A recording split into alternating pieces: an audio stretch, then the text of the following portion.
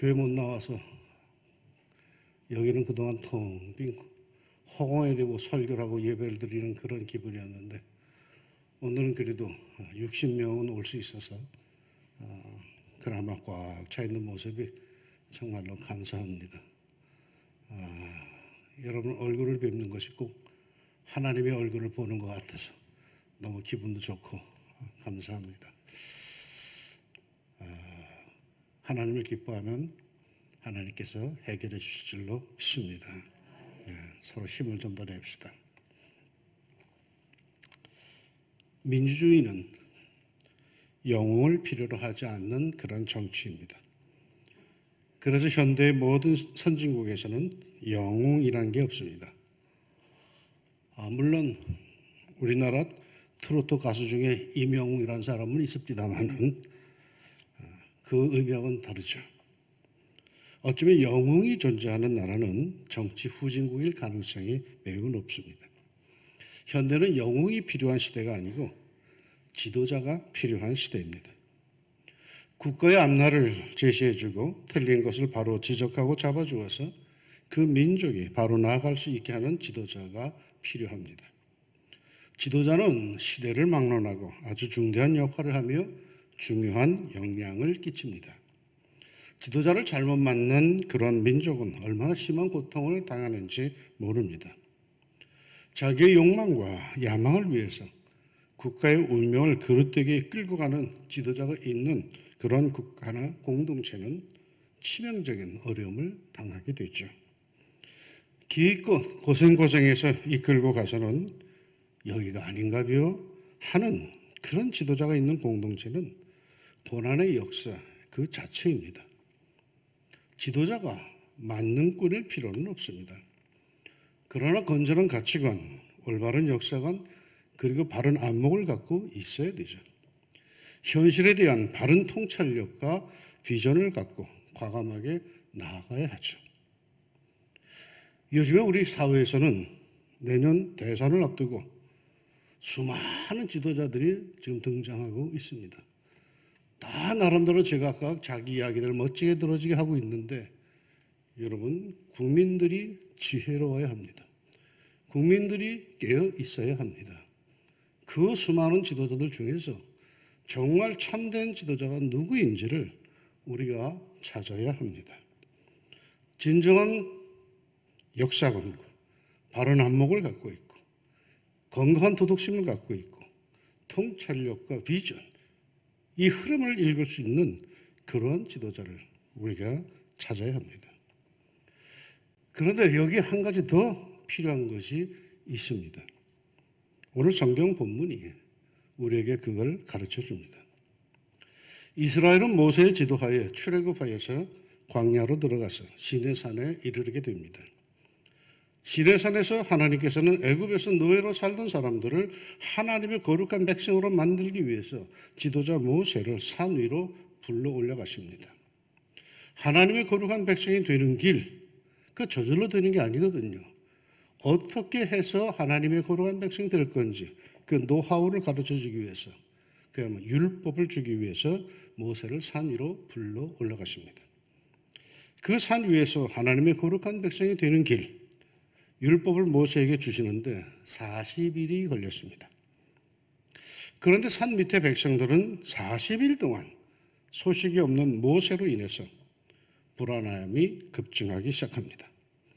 더군다나 그 시내산은요, 당시에 화산이 펑펑 터지는 활화산이었기에 그 산 밑에 있던 백성들의 두려움과 불안함은 더욱 커져만 갔습니다.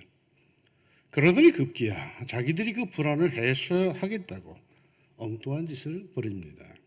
그 현장이 바로 출애굽기 32장의 기록입니다. 1절, 백성이 모세가 산에서 내려오니 더딤을 보고 모여 백성이 아론에게 이르러 말하되 일어나라, 우리를 위하여 우리를 인도할 신을 만들라. 이 모세 곧 우리를 애굽 땅에서 인도하여 낸 사람은 어찌 되었는지 알지 못함이니라. 자기들을 인도할 신을 만들라고 합니다. 왜요? 자기들을 인도해온 신이 아무런 소식이 없고 그 신의 메신저 사자도 산에 올라간 지 40일이 지났는데도 오리무중이니 불안해서 못 살겠다는 겁니다. 그러니 이제 자기들의 힘으로 그 신을 만들겠다라고 하는 것입니다. 자신들의 눈으로 보고 자신들의 손으로 확인할 그 신이 필요했던 것입니다. 자기들을 인도해낸 출애굽시켜준 신은 보이지도 않고 그 사자 모세도 안전을 확인할 수 없기에 애굽에 있을 때 보아왔던 그 수많은 형상의 우상을 신상을 만들어 스스로 위로해보자라고 하는 것입니다. 그러면서 하나님의 사자요 자기들의 인도자였던 모세를 칭하기를 이 모세라고 합니다. 이 모세, 모세의 성이 이시라는 것은 결코 아닙니다. 모세에 대한 존경심을 버린 겁니다. 이놈의 모세라고 하는 겁니다. 이놈의 모세가 자기들을 버리고 도망을 갔거나 아니면 활화산 꼭대기에 올라갔다가 사고로 죽었을 것이다 하여서 무책임한 그 모세에 대해서 원망의 마음을 가졌던 것으로 보여집니다. 40일 동안 아무런 소식이 없으니까 그러할 만하죠. 그러기에 그들은 모세가 자기들을 배신했다고 그 모세를 비하합니다. 이놈의 모세. 이에 모세 다음으로 지도자 위치에 있던 모세의 형 아론은 그 위대한 지도자라고 여기던 모세까지 이놈의 모세라고 백성들이 부르자 그 분위기에 눌렸는지 자기들의 신을 만들어 달라 하는 그들의 압력에 굴복을 하고 맙니다. 아론은 백성들에게 금고리를 가져오라고 하죠. 그리고는 4절 아론이 그들의 손에서 금고리를 받아 부어서 조각칼로 새겨 송아지 형상을 만드니 그들이 말하되 이스라엘아 이는 너희를 애굽 땅에서 인도해낸 너희의 신이로다 하는지라. 금 송아지를 만들어냅니다. 그리고는 그것이 자기들을 애굽에서 인도해낸 신이라고 선포를 합니다. 다시 말해서 여호와 하나님을 금 송아지로 표현을 한 것입니다. 그러더니 거기서 한 걸음 더 나갑니다. 5절 6절에 아론이 보고 그 앞에 제단을 쌓고 이에 아론이 공포하여 이르되 내일은 여호와의 절을 인이라 하니 이튿날에 그들이 일찍이 일어나 번제를 드리며 화목제를 드리고 백성이 앉아서 먹고 마시며 일어나서 뛰놀더라.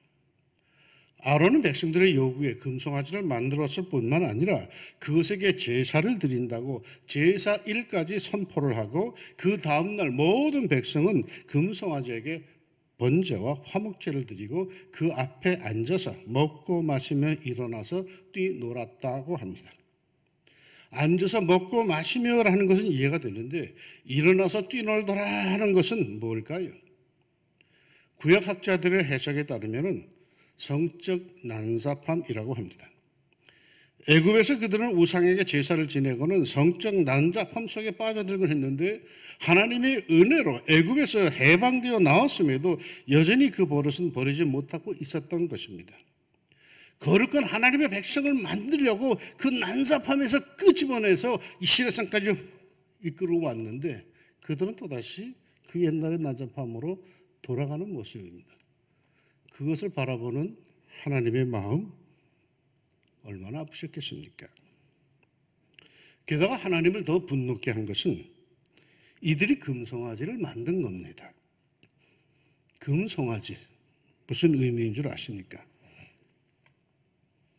애굽에서 인기 있는 신은 거대한 황소 형상의 신 아피스입니다. 그런데 그들은 자기들을 애굽에서 인도하여낸 신을 형상화해서 만든다면서 만든 것이 금 송아지였습니다. 여기엔 무슨 의식이 깔려 있을까요? 애굽 신을 모방한 것이면서 동시에 애굽 신은 황소이고 자기들을 인도한 신은 그 새끼인 송아지란 의식입니다. 그러니까 하나님을 황소 애굽 신에 미치지도 못하는 송아지로 표현한 것입니다. 제가 부목사 시절에 어느 사업하는 집사님이 식사 대접을 하겠다면서 큰 갈비집으로 데리고 갔습니다. 그 당시 신월동에 있는 아주 유명한 갈비집이었기에 아주 기대감이 컸습니다. 와, 거기 그 갈비집, 와, 그러고 갔죠. 그런데 자리에 앉자마자 식사를 시키는데 나에게 물어보지도 않고 이렇게 말합니다. 목사님, 이 집은 불고기와 냉면이 좋습니다. 하더니 4명이 갔음에도 불고기 3인분 그리고 냉면과 함께 그걸 갖고 오라고 주문하는 것이었습니다. 아니, 아무리 불고기와 냉면이 맛이 있어도 갈비 전문집에서 갈비만큼이나 맛이 있겠습니까? 그때 문득 이런 생각이 스쳐 지나가더라고요. 아하, 이분은 나를 그 정도밖에 생각해 주지 않는구나. 뭐 말로는 말이야, 우리 목사님, 제가 그 교구 담당 목사였으니까, 우리 목사님 최고라고 그러더니 실제로 나에 대한 생각을 표현해내는데 보니까 갈비도 안 돼, 불고기와 냉면을 끝나더라고. 표현하기 전까지는 몰라요. 이스라엘의 하나님을 표현하는데 송아지로 표현을 해요. 송아지로.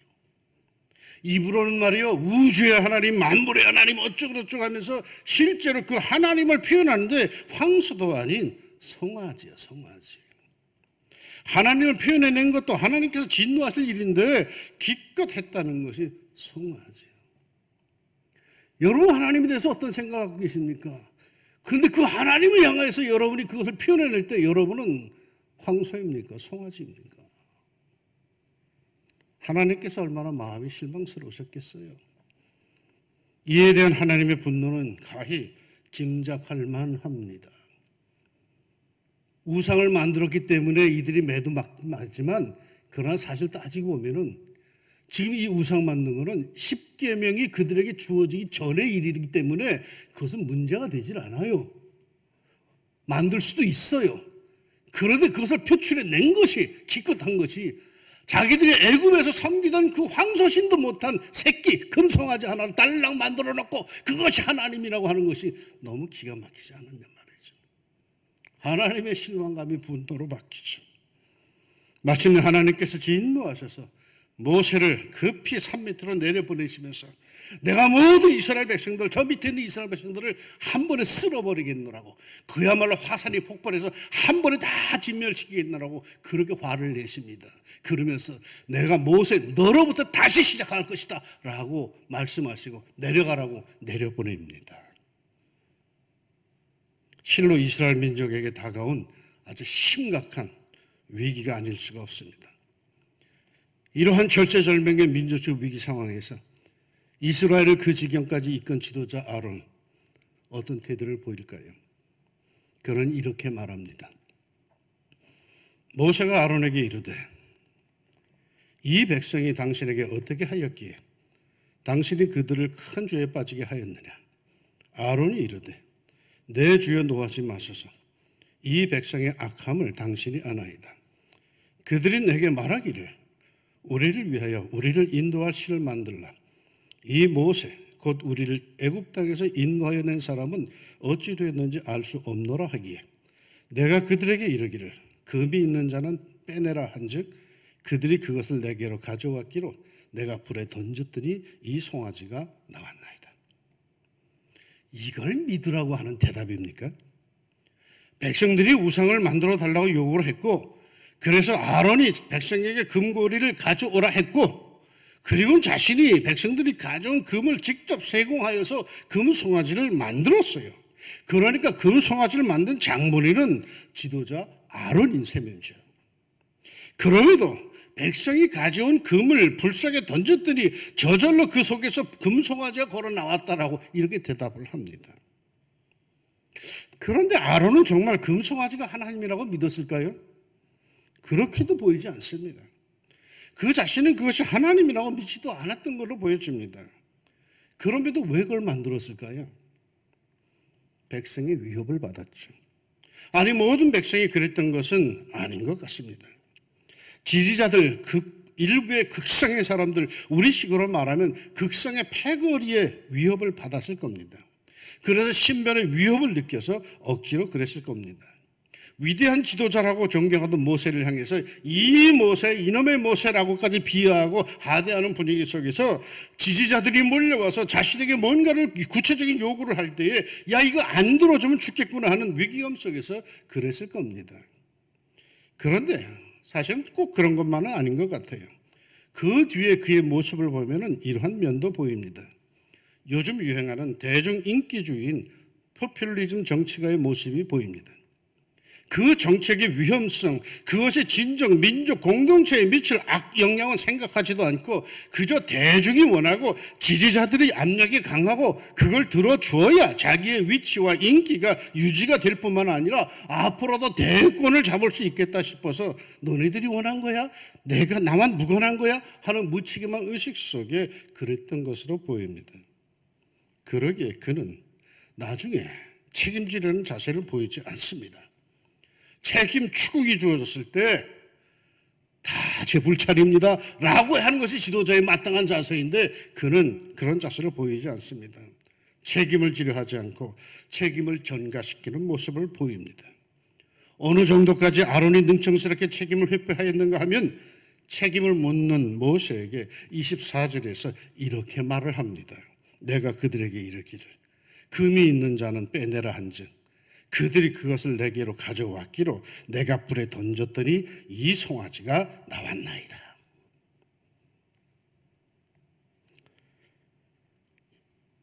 이스라엘 공동체는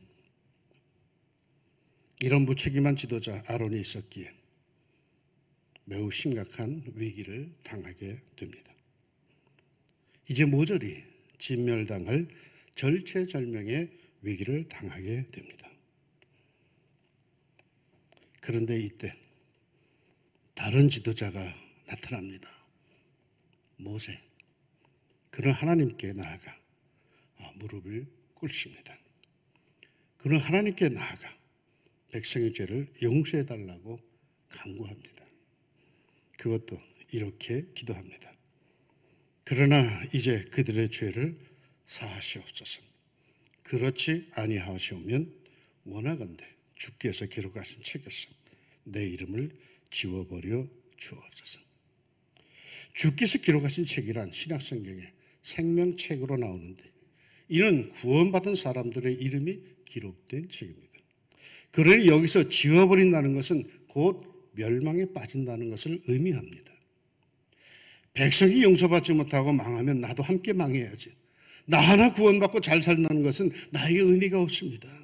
하나님께서 나를 사랑하신다면, 나를 구원하신다면 이 백성도 함께 구원하여 주옵소서. 한 번만 용서하여 주옵소서. 자기 목숨을 건 기도가 모세에게 있었습니다. 민족의 죄가 내 죄요, 민족의 아픔이 내 아픔이란 민족과 자신이 떨어질 수 없는 하나임을 의식하는 가운데서 나오는 하소연이요, 애국심에서 나오는 진한 사랑의 눈물입니다. 6.25 전쟁 때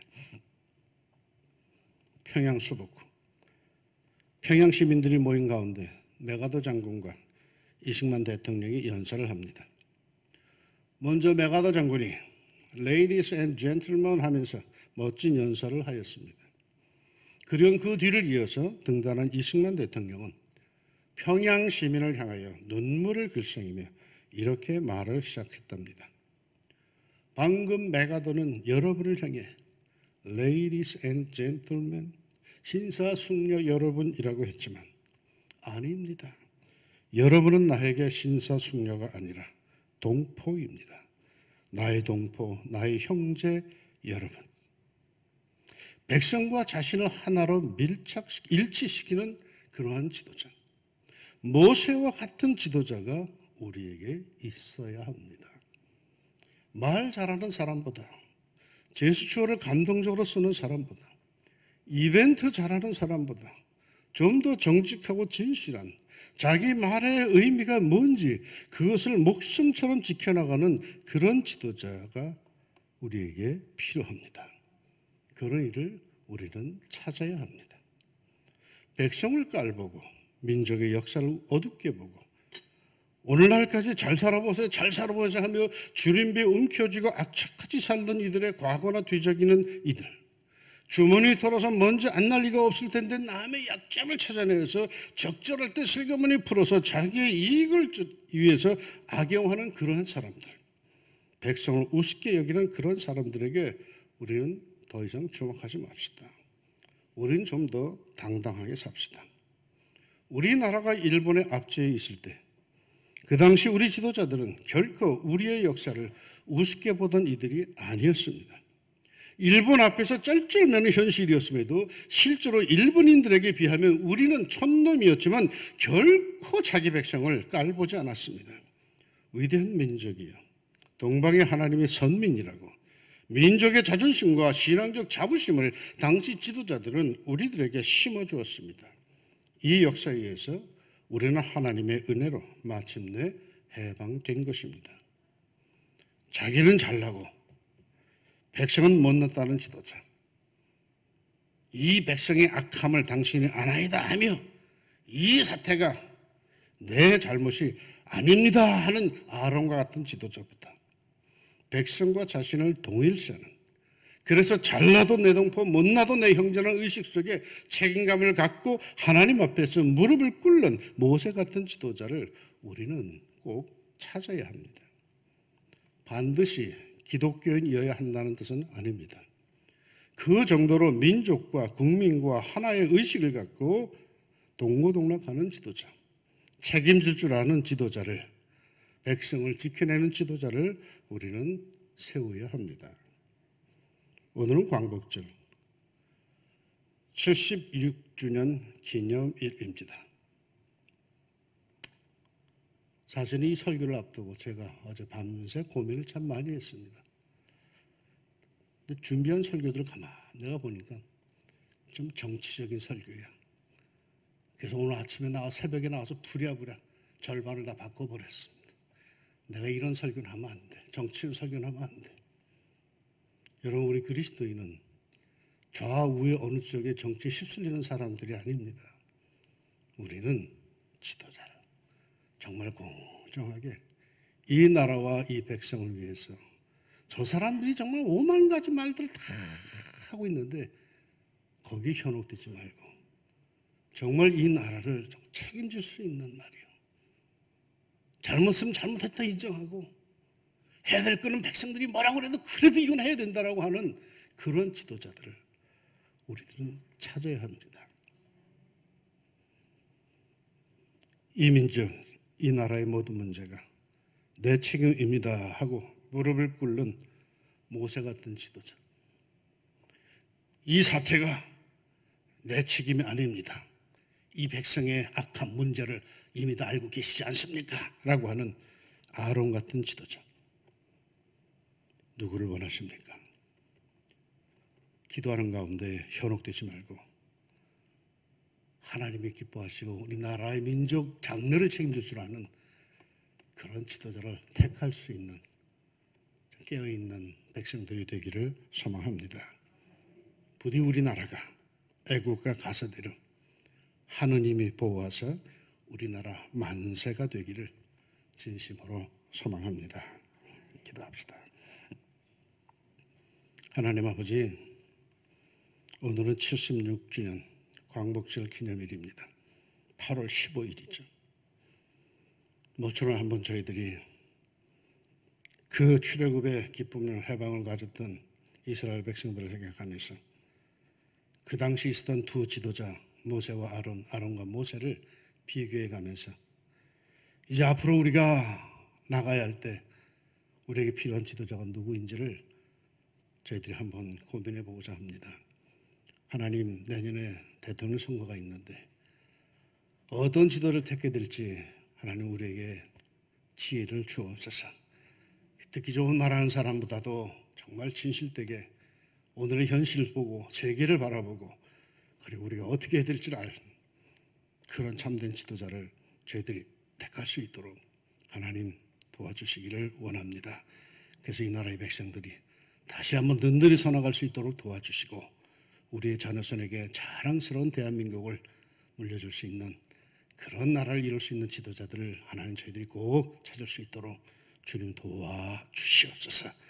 정치인 성향들이야 사람마다 다 다르니까 그 뭐라고 할 수는 없겠습니다만은 그러나 사람의 기본됨, 지도자의 기본됨을 하나님 우리가 중시할 수 있도록 도와주시고 모세와 같이 정말 하나님 앞에 무릎 꿇을 수 있는 그러한 지도자를 하나님 저희들이 꼭 찾을 수 있도록 주님 이 땅의 모든 그리스도인들에게 영안을 밝혀주시고 꼭 앞장서 나갈 수 있는 깨어있는 백성들이 되게 하여 주옵소서.